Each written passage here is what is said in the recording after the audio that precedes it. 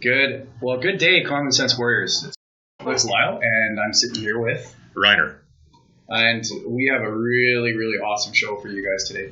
Today we have a really close friend of mine, somebody who's near and dear to my heart. So if you're listening and you have comments, please make them nice because he's a really nice guy. We have Caleb Shearer with Solid Ground Addiction Recovery Center. Caleb, thanks for coming on the show. Thanks for having me. All right, thanks. You mean we really have to be nice? We do. Well, the audience has to be nice. Oh, okay. So we don't. You don't have to be nice, guys. So, Caleb, just before we go, tell us about yourself. Tell us your history, your background, how you came to Vancouver, how you came to be part of Solid Ground Addiction Recovery, that type of thing. Wow, okay. I moved to Vancouver from New Mexico. I'm originally from the States. I grew up in northern New Mexico, best place in the world. Shout out to my family. I moved here when I was 9. Two places couldn't be more different, really. Yeah, New Mexico and Vancouver? Yeah, the west side of Vancouver and like desert New Mexico? New Mexico, yeah, so it was pretty good. Yeah.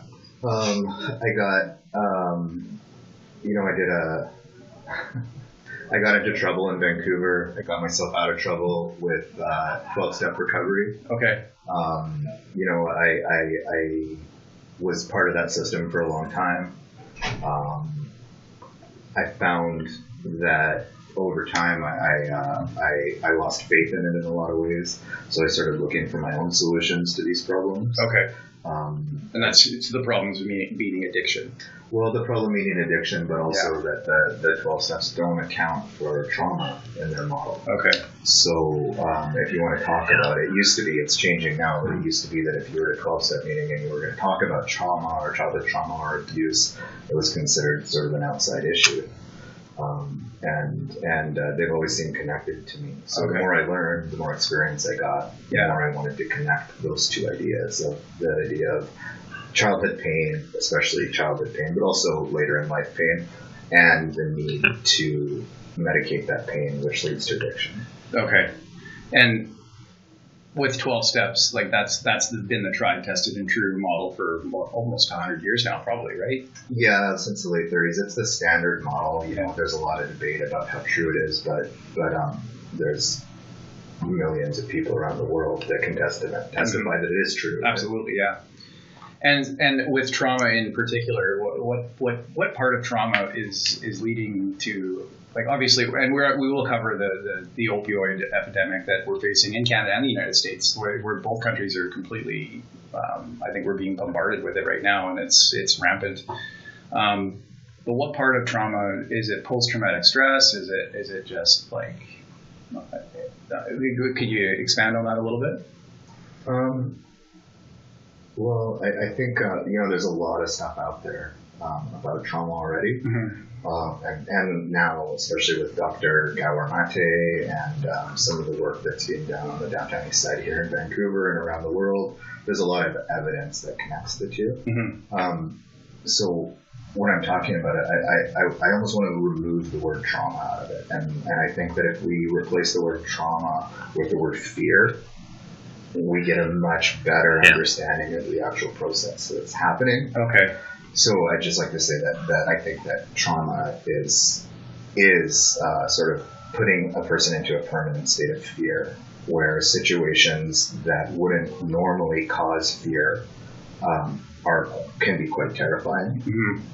And this isn't a voluntary process. This is connections that the brain makes based on overwhelming experiences in the past, and we use that to interpret the present. So the long and the short of it is that if you have post-traumatic stress disorder, you're going to experience the world as a dangerous, fearful place. Right. And we have really effective ways of getting rid of fear.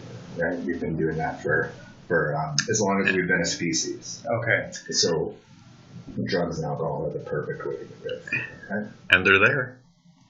Yeah, that's, I guess, and then they're very addictive substances as well. So therein lies the problem. So when you have somebody who's coming to you and saying, Caleb, look, I'm done. I'm rock bottom. I'm done. I'm down and out. Like, walk us through the steps that you take somebody through. It can be alcohol, it can be drugs. Like, walk the steps like you take somebody through. And people listening, if you know anybody going through anything remotely close to this, or if you're having a problem going through this, like, this question is for you. How can we get rid of the stigma of addiction? And also, what are some of the steps that people can take? And then there is help out there. Yeah, there's absolutely help, and I think that's where you need to go, is to the places where there's help. So at the end of the day, addiction is addiction's perpetuated by having a lack of meaningful connection in your life. So the first thing and the overarching issue of addiction is trying to establish authentic connection with a human, with another human, a human itself. Okay. Yeah, human contact is a huge piece of that puzzle, and the lack of human contact. I mean, when you're in a state, and I talk from basically the experience of being in that state a few times, and not to any serious extent, but the loneliness of that, not trusting yourself to speak to somebody about it because maybe you're embarrassed, maybe you're scared of what the reaction is going to be, and it's very traumatizing, even just being in your own mind and thinking of the possibilities of what could happen if I talk to somebody about this, and that was really an ugly spiral for me. And those are realistic fears. And I mean, we do stigmatize addiction. Yeah. When we look at an addicted person, we tend to think of them as weak, as lacking willpower, as selfish, as all of these. Yeah, and if you go onto social media and they have anything on there, you read the comments, and it's absolutely just ridiculous what some people. That's the sad part, is I do, and then I engage. But yeah, I might have that problem. Yeah, I know, right? But there is a massive stigma attached to addiction, and society doesn't really help matters much. And these people they're just people too. And like I was saying before we came on, it's like the people on the downtown east side, they don't wake up Monday morning and say, hey, I'm going to start injecting heroin into my arm. Like, there's obviously a pattern of behavior, of the fact that it's a perpetuating cycle of the trauma that they face as children or even as young adults. And the downtown east side is not exactly a great place to be hanging out. So just inevitably, it perpetuates itself. That's right. Yeah. So why is there a stigma with addiction? Why is that out there? Well, we live in a really individualistic society. We live in a society where almost a frontier mentality still exists. Less in Canada, but still. We get a lot of our cultural attitudes towards addiction from the States, I think. Okay. We import a lot of it. But if it's all an individual issue, if my addiction is my problem to solve, my fault that started, then it's natural that people would just look at me as the only person responsible for it. So why don't I get my act together? Why don't I stop doing this or start doing that? Whatever it is. Yeah. So I think shifting away from that towards more of a collective approach where we have to say, well, community created this as well. Addiction doesn't start in a vacuum. And it can't end in a vacuum. So if we can take a more collective approach to it, I think it'll be really helpful. Yeah. That's a lot of stuff that's going on right now in all of our communities here, and you see it on social media, you see it everywhere, is the homeless, the tent cities, and it really irks me that people that I have respected and so on, some of the things that they say and the way they talk about the homeless and how it's almost like it's a different species to them, and they're not good enough to deserve even the same kind of respect in a conversation.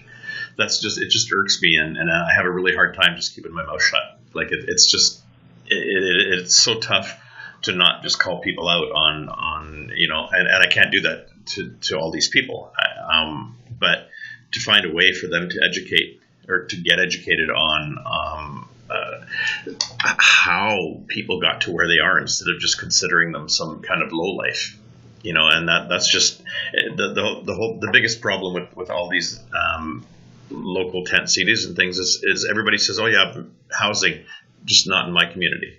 Well, but where? They're from your community. I mean, I don't get it. So sorry. It's massive, not in my backyard. Not NIMBYism, we call it, right? Yep, NIMBYism is So, and I mean, and I've known you for almost 3 years now, and Solid Ground has been a victim of NIMBYism as well. And it's not like it's a low end recovery place. It's not like the people are there out of corrections. Like these are usually. So, what are the clients that you do? Because you deal specifically with men. Men, yeah. Okay, a lot of the clients that I have now are combat veterans. They're first responders. They're people who have more than paid their dues to society. Yeah. And the reaction from the community is still the same. You're an addict, you're a junkie, get out of here. Wow. Yeah. These are, we've got guys from Special Forces. We've got guys from heroes, legitimate heroes. Yeah. And they're struggling. They're not going to make it with that help. Now, our governments have a lot to do with that as well, though. I mean, ignoring the people when they come back, or ignoring first responders, and not really considering the I guess the results of what they've done or what they do, and I think that a lot of that is on our governments. I work with Veterans Affairs, and I've actually, the people I work with in the government, the structures themselves are suspect, but the people that I work with are you can't being overbacked. You cannot fault the people that work at the government. The people that work at the government, they're just doing their job. It's the rules, especially if you're in Veterans Affairs. It's the rules are the problem, not the people that are doing it. It's the rules. And the structures that force them to make certain decisions. So, I mean, resources are a huge issue, but it's more than that, right? And so you deal with men specifically. Is it a trauma-based type of? So walk us through, like, you find if people get enrolled, usually it's probably somebody's family member that calls you up and says, "Caleb, I've got Joe Smith." Like, that's right. Yeah. So, and then you go and you talk to them, and do you interview them, or is it like a? Yeah, so there's a continuum. So Solid Ground is part of a larger organization. Together We Can. And Together We Can typically does more traditional 12-step, which is effective for a certain demographic. Solid Ground is a trauma-informed program. So the assumption that we make behind all of our case planning is that trauma is the reason behind the addiction. So that means the first thing we need to do isn't necessarily to create rules and boundaries, it's to create a sense of safety and to create a sense of community. And then from that, the community is able to create their own rules and boundaries and hold each other accountable to it. So it's Solid Ground is a much more sort of grassroots, ground-up approach to addiction, and it gives people a lot more control. They can create their own programs, they hold themselves accountable to their own standards, they create their own standards, and then the group as a whole holds itself accountable to those standards. That sounds like community. Exactly. That's right. Wow. That's the goal, right? Wow. And what a bizarre notion. And that's what I think. I know we have said this on our show before, is that a lot of the common sense that we're lacking in our society right now is because of the lack of community. Absolutely. Anything that has been community based, and you talk about religion, you talk about Christianity, you talk about any organized religion or whatever, they've been marginalized by society, by the institutions of society. The government has marginalized most religions off to the side. God and state have no place together, right? And now we're seeing that the government is not doing an effective job of creating community with people. It's actually creating, like you said, an individualistic society. It's creating bureaucracy, and where bureaucracy is the enemy of human connection. That's my personal experience and opinion. That is, bureaucracy is exactly. I've never actually considered that, but that's one of those aha moments, right? So what we have even in these caring professions is people taking a bureaucratic approach where they feel that if they can just, come in and check the boxes of their job, then the person will get better. If the person doesn't get better, it's on that person because all of these criteria have been fulfilled. Right. So there's a disconnect between actually connecting to the person and the work that we're doing. So Solid Ground is an attempt to overcome that, to put bureaucracy and policy in the backseat to actual human connection and to work that into the program itself. Now, what about with the addiction problem that we're facing in Canada, especially with opioids? And we can talk about the reasons for that, community, overprescription of opioids by physicians. I don't actually believe that's the problem. You don't believe that's the problem? I don't believe overprescription is the problem. You don't? I mean, it wasn't helpful. No. Right. But I think that the problem is actually abruptly cutting those prescriptions off rather than bingo. And that's another bureaucratic issue. That's saying, okay, so I'm going to be the servant of liability. I don't want to be held personally responsible for this. So now it's your problem. Exactly. And that forces people to go, when you cut them off instantly, it forces people to panic. Self-medicate. And then the self-medication, because let's be honest here, I can get anything I want on the street. It's not complicated. And that's a problem. And I'm gonna, if the doctor's cut me off, bang, just like that, I'm gonna panic. Yeah. And panic is not a good state to be in. Even if you're not an addict, even if you're just dependent, exactly, there's serious drugs to come off, and that's a very painful process. Exactly. Yeah, it's not, they're quite addictive, and there is a difference between addiction and dependency, right? Mm-hmm. Okay, so why don't you, if you could explain that to our listeners? Well, in a way, addiction doesn't really exist. Addiction is very hard to put your finger on. It's really hard to define. I think that the best way to do it is what Alcoholics Anonymous did, which is that I don't know. You don't even have to be an alcoholic to join. You just have to have a desire to stop drinking. Right. So I think in the same way, being addicted is just only something you can diagnose for yourself because it's so hard to pin down otherwise. Right. But dependency is actually just a physical dependency on opioids, for example. That it's very painful to come off of them. You get sick. Depending on the person, you can feel like you're going to die or you want to die. Right. Yeah. So. And you can be dependent without being addicted. Yeah. So most people will come off of them. Most people will get drugs after an operation. Yeah. They'll come off of them. They'll be fine. It's not a big deal, But for some people, particularly people with a history of trauma, it's not the case. No, exactly. Or chronic conditions. Chronic pain. Yeah. Well, chronic pain can be almost like trauma. Like it's not almost. It is trauma. It's that chronic, that just something's always bugging you kind of thing. And I think that's kind of when you talk about people with anxiety or anxiety disorders, there's always that state of hypervigilance, and then with chronic pain, like you're always in pain. Like there's no getting away from being in pain. So it just perpetuates the cycle. Yeah. And what about mental illness with addiction? Like that's obviously, so we have trauma, we have a lack of community. Where does mental illness come into play with all of this stuff? Like, is it a result, or is it are the people that are mentally ill, are they drawn to this type of thing, or is it a result of the use, or is it just completely unrelated? A combination. Yeah, they feed on each other. I think the statistics are 50% of addiction co-occurs with mental illness. I think that's the statistics. Okay. Maybe just because of my specialization. I got my master's in social work. I did a lot of work with mental illness and addiction. But from my perspective, it seems like it's actually quite a bit higher than 50%.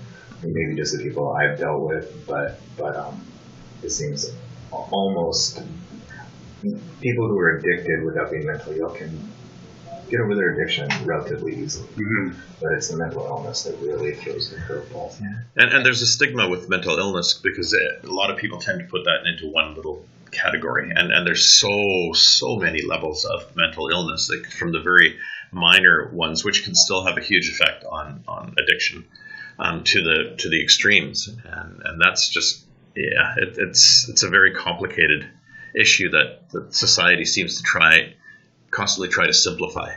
Yeah. And that's the wrong approach. You can't simplify that. No. There's no one size fits all. There's no.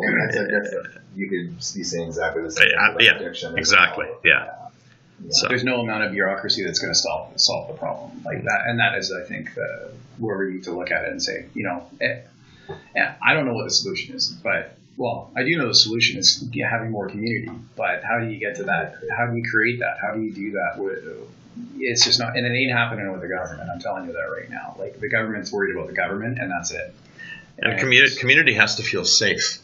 Yeah. And that's a huge issue. That's a huge problem. Is distrust in the people around us. I could carry on, but I'd rather hear from you. But sorry. Well, I think that's true. Like there's a massive distrust for the community, the people that. There's a distrust for the police, first of all. Mm-hmm. You don't trust the law enforcement organizations that are here to help us. We don't trust the government that is supposed to be here to help us as well, on every level of government. And there's like human nature is, I think, inevitably, when you take community out, the human nature overrides everything. And then we just act on our own self wants and desires and the individualistic and, hey, it feels good, I want to do it. And that's, I think, really a big part of what we're seeing out there. If I want to do it, I can do it, right? And just because you can doesn't mean you should. Right. And there's nobody telling them that you shouldn't. Right. Or the right people aren't telling them they shouldn't. Or they don't care. I mean, I think you just get to the point where you're so alienated from society, where it's so not your concern. Yeah. It doesn't matter. You don't trust anybody. You don't know the drugs make you feel good. Yeah. Like, I don't know why I want to listen to anybody else when I know that this works. Yeah. So, and I think it's tempting to make a clear distinction between the private and the public. So the government and, say, private enterprise, so that the government is responsible for this. But I think it's more complicated. I think it's not just the government that people have lost faith in. I think it's also private enterprise. And I think what we're seeing is like extreme amounts of wealth in the hands of very few people who get increasing amounts of control, and that leads into the government. So that the government actually starts to look like the democratic arm of this sort of corporate elite, this ultra wealthy, right? So, and whether that's true or not, that's definitely the perception. So there's a lack of trust in the private industry as well. Yeah. So it's not just the public. It's almost like there's nowhere to put your faith anymore. The idea that if you work hard and you do well and you're honest, that's kind of dead. Like, people don't really believe that anymore. That's true. Sadly, that is very true. Yeah. So then where do you put your faith, right? What do you do? And I think for a lot of people, there just aren't answers, right? There aren't any clear answers. So, and it takes so much effort from one individual to make any kind of change, right? It's just people work so hard, and the amount of change that they can affect is so small, people just get discouraged. Well, there's so many things that people say and things like, oh, they should just go get a job. Yeah. Really? That drives me crazy. Really? Yeah. Have you seen this? Sure, it's easy. Methamphetamines, for example? Yeah. You hire them. Yeah. Go ahead. Let me know how to sell for it. Yeah, let's get on that right now. Like It's not a good, like, the people on the side of the road, and they're on the side, they're we're playing footsies right now, buddy. The people on the side of the road, like, that are panhandling, they're not able to get a job. Like, they can't. Like, and I don't know what the chances of that person, even if they were to go through recovery, the amount of damage that they've done to their brain and to their body. What are some of there's not a lot of job prospects out there, and anything that will pay them a reasonable amount of money so that they can become independent. There isn't a lot of that either. So who takes care of them? Yeah. And how does being independent look in Vancouver, in the downtown east side? I mean, it's not an affordable way of life. So, how do you even address that with a job? It's an ugly circle. Yeah, I think the job part is really important, though. I think that being able to give back to society and to be able to feel like you're contributing I think recovery would be very, very difficult without that. Yeah. Whether that's a paid job or a volunteer job, a peer position, whatever it takes. So I think that's up to recovery providers to actually build that in. So Portugal, for example, they took a lot of the money out of enforcement and they put it into subsidizing work programs for people. So I think anybody can learn. So Portugal, for our people that are watching and listening, their first westernized country that has legalized all drugs, Decriminalized all drugs. So what's the difference for our Legalization is telling Starbucks they can get into the cocaine business. Which seems to me like a bad idea. That was not a good idea. No, come on. What could go wrong? And decriminalization still allows for some control. So, we have a much more lax drug culture in BC and Canada than they have in Portugal. So people tend to think of decriminalization as just a free-for-all, or legalization as a free-for-all for drugs. Everybody do it. It's all okay. Yeah. That's not what's going on. And what's happened since they've done that? Like, what has happened? 50% drop in addiction rates. In Portugal, more than that. 50% reduction in addiction rates. But they treat it immediately. Yeah, they treat it like a medical issue, not a legal issue, and that's the difference. Like, exactly, that's common sense, right? So we fit that in wherever we can. Yeah. Yeah, I wish it was common sense. Right. Yeah. And to the credit of people who are against having the 10 cities and stuff, I get it. I mean, you just want to have your kids. You don't want your kids exposed to that. You don't want people in your neighborhood stealing your stuff. Like you don't. But guys, this is the reality of the society that we live in. This is a byproduct of the society we live in, right? I don't feel that we are free to just discard that responsibility for these people. Well, discard is a good word. I've traveled all over the world, Europe, North America, Middle America, South America. You don't see the homeless problem in Europe. You really don't. Like, depends on where you go. Depends, but you really don't see the homeless. Like, there's no tent unless it's like a refugee camp or something like that in Eastern Europe coming from Syria. But there is more community. I think that speaks to it. And Portugal has been very progressive about decriminalization of drugs and narcotics, and a 50% reduction in addiction rates, like straight away. Yeah. Okay, I don't know what other proof you want. 5 years was how long it took for them to study and come to that conclusion. I think it was 5 years. 5 years. So and that's like a drop in the bucket. 5 years is a nothing. No, I mean, especially when it comes to society and addiction and that type of thing.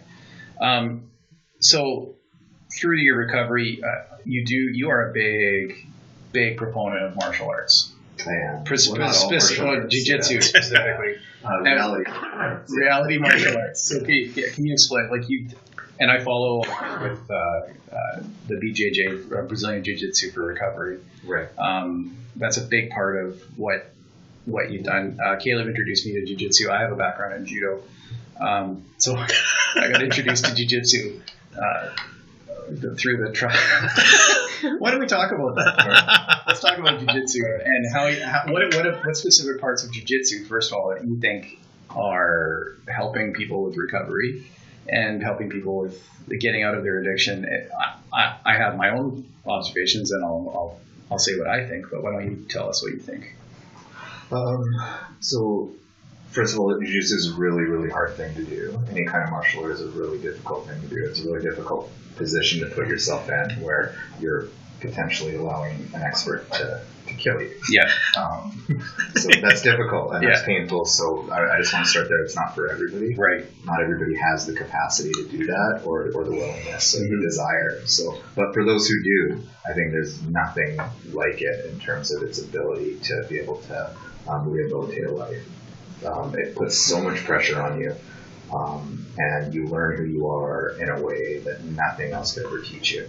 It's very cerebral when you're out there, and in jiu-jitsu, like you're rolling around and you're reacting to the, and specifically with trauma, and we can talk about this with war vets and first responders and that type of thing. I think martial arts in particular are a good thing for people that have that background to deal with the PTSD. Yeah, that's right. Because you can combat the PTSD, you can combat the anxiety with something other than medication. Right, that's right. So that kind of close contact where somebody's trying to hurt you and you're trying to defend yourself tends to create trauma responses. Which you can work through in a safe environment, right? With community. And so what happens after you're done, well, they call it rolling. So when you go and roll with somebody, that's just you spar with them on the ground. And jiu-jitsu is a lot of holds and not a lot of snuggling. There's a lot of snuggling. So you want to get up and close and personal with another dude or another gal, go ahead and do it. But when you're done rolling with somebody, what happens?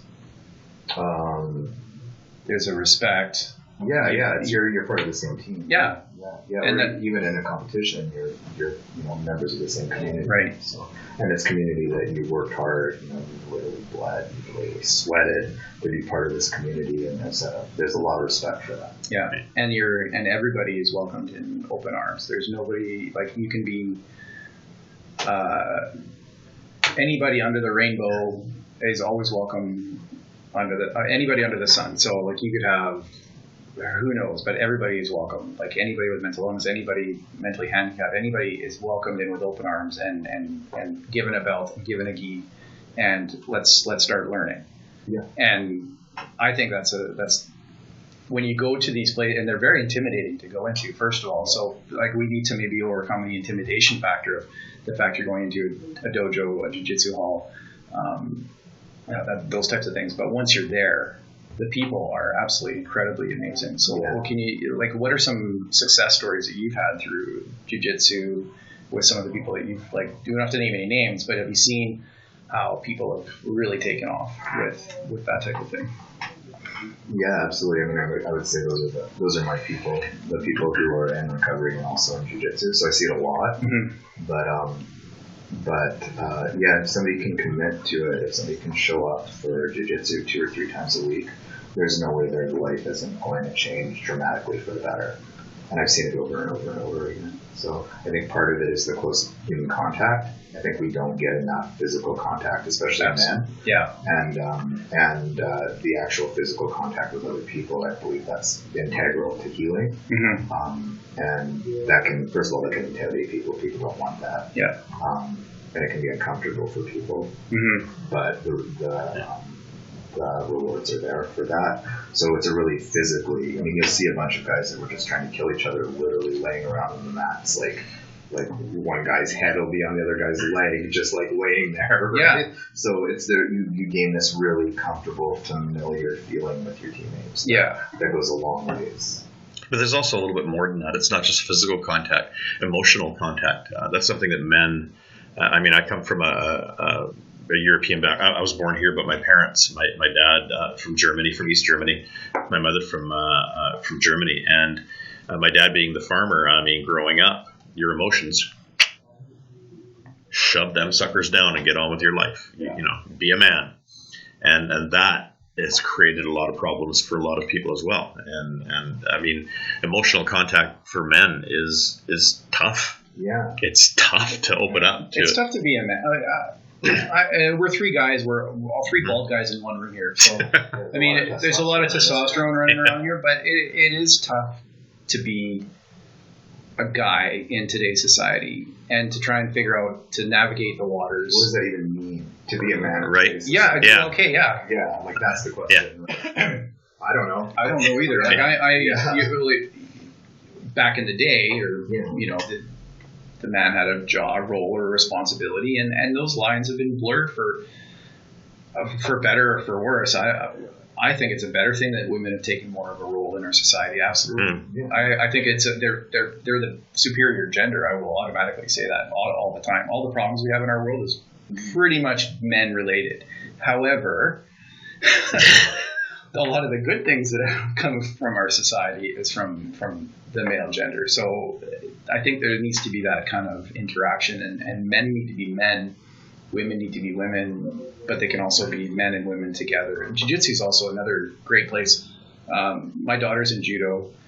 She was in a tournament, and she fought 2 boys in her tournament. She beat one. She could have beat the other one. But, she's fighting against boy. They're similar size, but they're fighting against boy. There's none of that stereotype before, or fight like a girl, right? Well, she kicked butt, right? Yeah. You fighting like a girl scares me. So with solid ground and the trauma, and you had mentioned Dr. Gabor Mate, and I'm I've read all of his stuff. I listen to every podcast. I absorb his stuff. I'm a huge fan of his and the trauma. And there was one study, and I did mention it on the podcast before, but it was the Vietnam vets coming back from Vietnam, and I don't know what percentage of them were actually addicted to heroin, or it was heroin, right? Okay, so in heroin in Vietnam. So can you tell that story? I don't remember the statistics. I tell it all the time. Yeah. But yeah, I mean, the addiction rates in Vietnam were really high. Soldiers were using heroin. They qualified for a clinical definition of what addiction was at the time. They came back, by all accounts of what addiction should have meant. These guys should have continued using heroin until they died. So, and that was based on the science at the time. Mm-hmm. What actually happened was that they came back and almost everybody stopped using heroin. So it tells us that the use of drugs is contingent on the environment that you're in. Mm-hmm. So from what we knew of addiction, these guys should not have come back and just been able to stop on their own, but they did. Yeah. So the people that wouldn't and that couldn't and didn't, they obviously got more visibility, right? Yeah. But that Vietnam vet study tells us exactly how much trauma and addiction are connected. Yeah. And then coming back and getting off of heroin, that was community that was around them that probably. Well, I think it was just coming back into their families, to their jobs, to the society that they'd always known. So they were back and more comfortable. The fear was gone. Yeah. So that you mean any soldier. I mean, I've never been in combat, but I'd imagine that if you weren't afraid, there'd be something wrong with you. Yeah. Yeah. Well, that's kind of an indication of something else. Right? But I don't imagine that they talk to each other about the fear either when they're over there, because that would not be cool. I don't know. And again, so this goes back to emotional contact as well. So they come back, and now you have family, you have your safe connections, your safe community around you that you can open up to a little bit easier. I think that may have a little bit of something to do with it as well. Absolutely. So attachment is a big, feeling safe and attached is a big part of it. Right? Yeah. So if you can come back to the world here after your tour in Vietnam, and you're suddenly attached to your family, like you're saying, and connected, then you don't need to be connected to that. You know, a big part of the Solid Ground program is a narrative therapy approach where we actually characterize the addiction as something that's outside of yourself, so that you can see it working, so that you can identify it as something other than you. And it's amazing how similar that relationship is to a dysfunctional relationship with the human. Mm-hmm. So it's unbelievable, isn't it? Like, yeah. And so going back to the downtown east side and the fentanyl, and so, well, fentanyl is just a terrible thing. Like, I'm sure it does play a role in people that are recovering from surgery and the fentanyl. Yeah, it's a pretty amazing drug. It's great. It's a great drug. It's just when you're using it as it's not intended, it happens to be a more deadly drug. And it's extremely, it is deadly. Like, and the amount of people that have died from overdose is absolutely astronomical as compared to the amount of people that have died from impaired driving or impaired driving accidents. Nothing against that, but like we have a lot of money, a lot of effort, a lot of exposure in the media to Mothers Against Drug Driving, which is a fantastic organization to stop people from impaired driving, but people don't drive impaired anymore. That is a societal faux pas to drive drunk, or to drive impaired. Like, and we've seen it now with cannabis being legalized, and they were worried about a spike in impaired driving charges. Zero. Well, they weren't driving before. They weren't impaired driving before. We have people. Yeah. People will inevitably learn. It's a learned behavior to go and drive. Right? It's like, oh, okay, I only had a couple of beers. Now it's like if you had a couple of beers, you're not driving. Yeah. Or if there'd be no expectation that you would. Right. It's like it's ridiculous. So the community has now. With my dad when we used to have drive-through liquor stores. Man. Well, it was. We still there's one down the street. I mean, we all have there. Yeah. Oh yeah. Just over at the. Jimmy Max. Was in New Mexico then. No. That was a game for too long. I use medical cannabis at night. I would never, even in my wildest dreams, use it in the daytime and drive. It just wouldn't function. Like I just can't do it. These are good examples, I guess, of how society's changed its perspective. Mm-hmm. Well, eventually, but then we need to change 180%, like 180 degree view of addiction. First of all, people's perception of addiction. Like they're sick, but they're not sick. If you know what I mean. Like we need to be empathetic towards them. They are people too.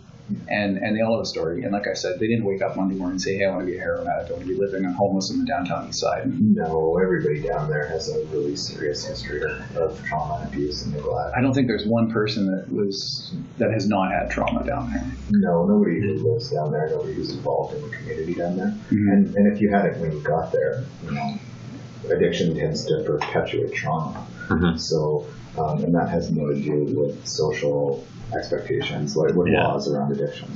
So the drugs can be a problem, but the laws around the drugs tend to be worse in terms of their outcomes for people. So you get involved in drugs, you get involved in a cycle where you're punished, you get more involved in drugs, you're more punished. So it's a vicious cycle that way, and I think we see that in practice down there. Well, we're sending them to jail and then get more drugs. It's not like jails. There's great people to hang out in jail. Come on. Yeah. It's a great element to hang out with. It's going to fix it. It's going to fix the drug problem. Come on, it's going to fix it. Well, and then the people that do work in corrections, I do know that they're great people as well, but they're tied by their bureaucratic hands as well. There's rules and regulations that everybody has to abide by. Safe injection sites.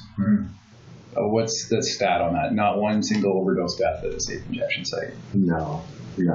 So I don't know. I think people aren't debating their effectiveness anymore. I think people are just concerned about whether they want to save these people's lives. If you leave outside the downtown Vancouver core, I guarantee you people don't think it's useful. In the Fraser Valley, for example, there's no safe injection sites out in Fraser Valley. There probably are, but we don't know. We don't know about that. I would guess. I would hope that there are. I mean, up here, safe injection sites are happening, right? So if you're going to use drugs, guys, don't use alone. Get a friend. Make sure you have Narcan. Yeah. Mm-hmm. And that's just the reality of that community down there. And I don't think that's the best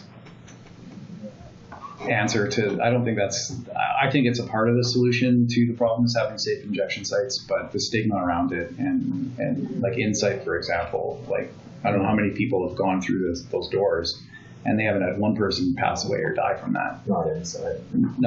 Do there's some people that have overdosed outside of there then? Yeah, of course. Okay. Yeah, but actually using the facility, nobody dies. Okay.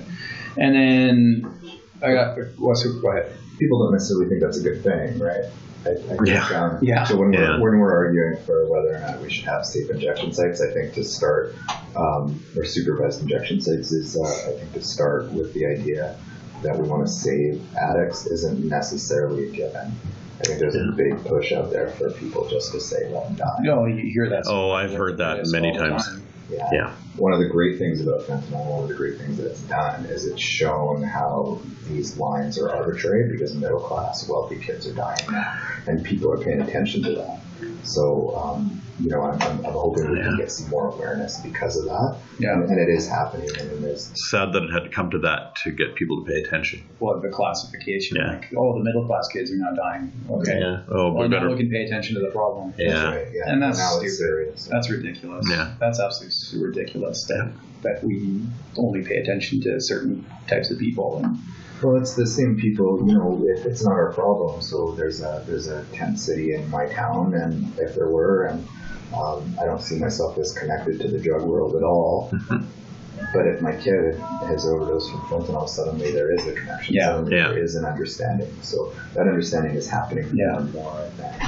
But again, the response people want to do is more enforcement, limit the supply, and it's just not effective. Well, that's limiting the supply. I know that is a complete. Of course, yeah. That is the most useless thing. To try and monitor. First of all, we have the longest undefended border in the world, undefended. So, they do, and the guys that work at the border, the guys and gals that work at the border, they do a bang up job, and a lot of what they do is enforcement. A lot of what they do is facilitate trade between our two countries. But the amount of drugs that are getting through and into our society is absolutely astronomical. What tiny percentage do you think they're actually effective in stopping? What is it, 5%? Is this something ridiculously low? Almost like it's not even worth doing because it's so low. And it's made it so that the drugs have gotten more and more concentrated because there's a much bigger profit to make in a more concentrated source of drugs. Absolutely. So it's like the free market in its purest form. Well, capitalism is live and well in drug dealing. It really is, right? Yeah, and there's none of that bureaucratic paperwork to worry about, or the societal implications of you just selling a product and supply and demand. Yeah. If there's a demand for my product, I'm going to sell it. Yep. It's exactly capitalism. So That's what it is. you had mentioned a recovery. We're going to close on this, but recovery lifestyle coaching. That's a new direction that you're kind of looking at in your repertoire of tools. Like, what is that exactly? Well, it's just a recognition that the best recovery comes from really intensive one-on-one work and introduction to a community. So it's my recovery work. My recovery lifestyle coaching. It's basically just how do you live a sober life? How do you, guys don't want to go to AA necessarily. No. Guys don't want to do that, and that doesn't mean you can't live a good life in recovery. But it does mean that you need to reach out and find other communities that are harder to access, communities that take more work to access. Yeah. The great thing about 12-step communities is anybody can access it any time, so you can just go in. Whereas, say, a jiu-jitsu community, you really have to piss and sweat, and you really have to put your time in, and before you're going to get any kind of connection. Yeah.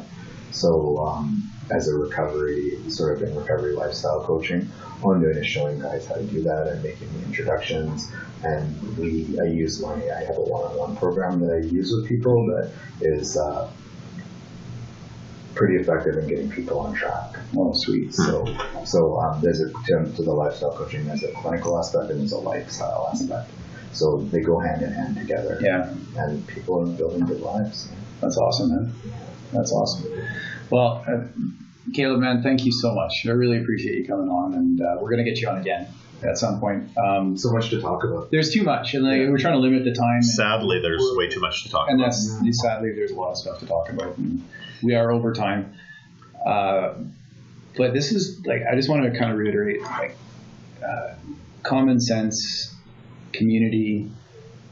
We need a lot more of that in our community when it comes to the drugs and alcohol problem that we have in our society, and the addiction rates and the opioid epidemic. And I'm sorry, there's no other word for it. It's epidemic. It's terrible, and people are dying, and it's a big downward spiral that the only way out is through community, I think, and common sense, and we just need to get over ourselves and get our egos out of the way. And if you have anybody who's struggling, and if you're listening to this, or if you're watching this, please reach out to either myself, Ryan, or Caleb. We'll have all of our information. We'll direct you in the right direction to get you the help that you need.